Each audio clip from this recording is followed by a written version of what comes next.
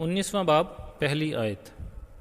ان باتوں کے بعد میں نے آسمان پر گویا بڑی جماعت کو بلند آواز سے یہ کہتے سنا کہ ہیلیلویا، نجات اور جلال اور قدرت ہمارے خدا ہی کی ہے۔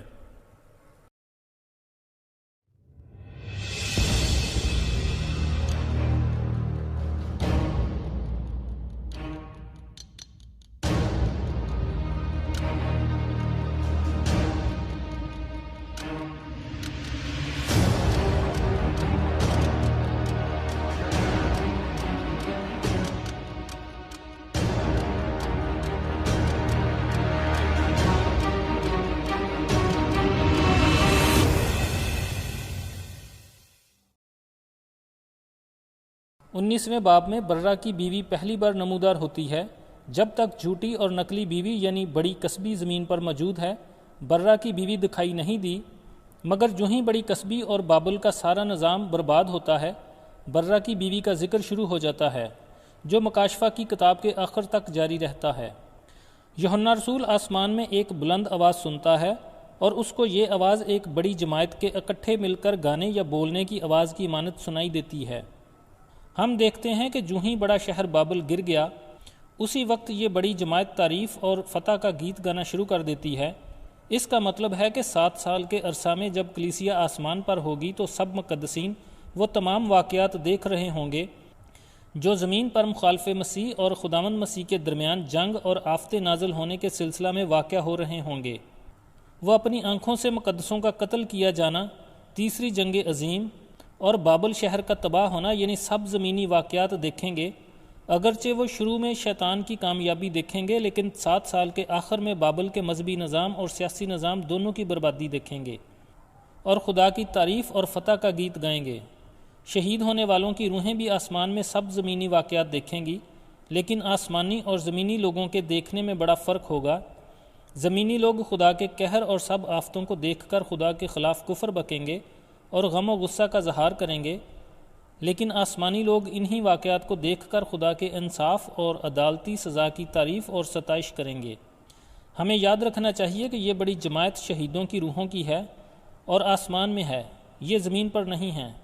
ان کے بدن زمین میں دفن ہوں گے یا کسی اور جگہ ہوں گے، لیکن روحیں آسمان میں ہیں۔ یہی شہید خداوند مسیح کی 1000 سالہ بادشاہت قائم ہونے پر زندہ ہو جائیں گے۔ یہ بڑی جماعت کلیسیا نہیں ہے جیسا بعض لوگ سمجھتے ہیں۔ کلیسیا کو زمین پر ایمانداروں کی جماعت، شاگردوں کی جماعت اور پیلوٹوں کی عام جماعت کے مختلف ناموں سے پکارا گیا ہے، لیکن آسمان پر اسے جماعت نہیں کہا گیا بلکہ برہ کی بیوی کے نام سے پکارا گیا ہے۔ مکاشفہ 4 باب سے لے کر 19 باب تک کلیسیا کا بالکل کہیں ذکر نہیں کیا گیا۔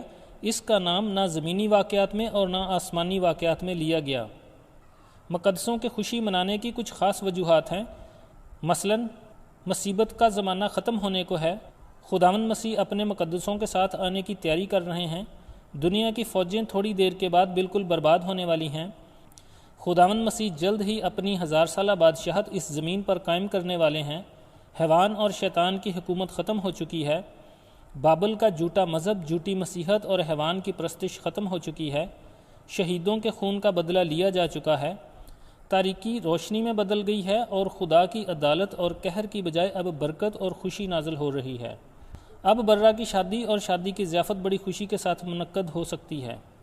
یہ نہایت معنی خیز بات ہے کہ مقدسوں کی خوشی لفظ ہیلیلویا سے شروع ہوئی۔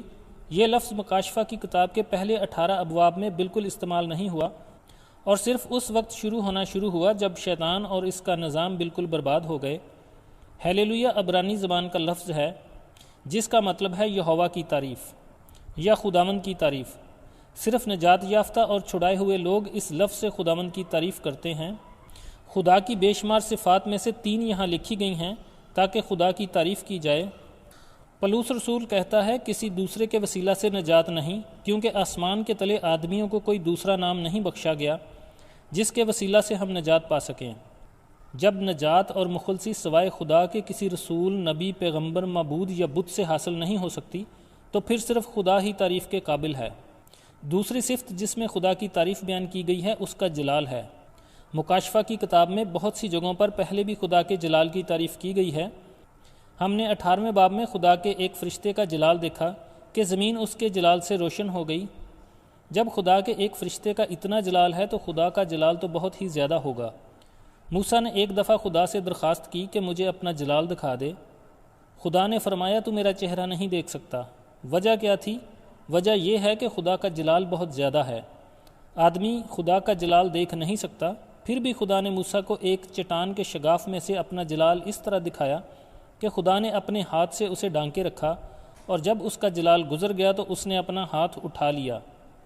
یقیناً تمام جلال خدا ہی کا ہے۔ فرشتوں کا جلال دراصل خدا کا جلال ہے، کلیسیا کا جلال خدا کا جلال ہے۔ جیسے چاند کی اپنی روشنی نہیں اور وہ سورج کی روشنی ہے، اسی طرح جو جلال فرشتوں یا نبیوں یا کلیسیا کا ہے وہ ان کا اپنا نہیں بلکہ خدا ہی کا ہے۔ صرف خدا ہی تعریف کے قابل ہے۔ خدا کی تیسری صفت قدرت ہے، جس کے لیے اس کی تعریف کی گئی ہے۔ ہمارا خدا قادر مطلق خدا ہے، وہ بے حد قدرت کا مالک ہے۔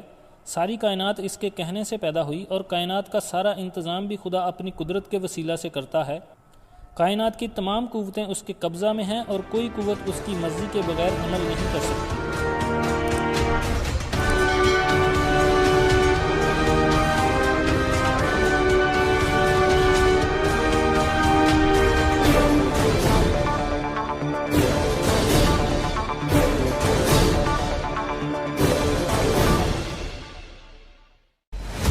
پھر اس نے مجھ سے کہا، اس کتاب کی نبوت کی باتوں کو پوشیدہ نہ رکھ، کیونکہ وقت نزدیک ہے۔